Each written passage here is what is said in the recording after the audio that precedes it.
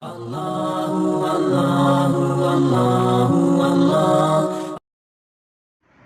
باللہ من الشیطان الرجیم، بسم اللہ الرحمن الرحیم۔ السلام علیکم ورحمۃ اللہ وبرکاتہ۔ آج کا ہمارا سبق ہے تختی نمبر 4 زیر۔ آج ہم پڑھیں گے زیر کی تختی۔ جس طرح ہم نے زبر پڑھا تھا کہ زبر جو ہے حرف کے اوپر ہوتا ہے، اس طرح سے زیر جو ہے وہ حرف کے نیچے لگا ہوتا ہے۔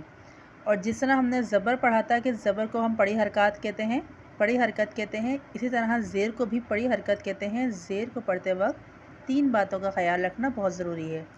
نمبر 1، کھینچ کر نہیں پڑھنا، جھٹکا دے کر نہیں پڑھنا اور مجھول نہیں پڑھنا۔ جس طرح میں نے آپ کو زبر نے بتایا تھا کہ جسے با زبر با ایسے ہم نہیں پڑھیں گے، ہم صرف یہ پڑھیں گے با زبر با، تا زبر تا، سا زبر سا۔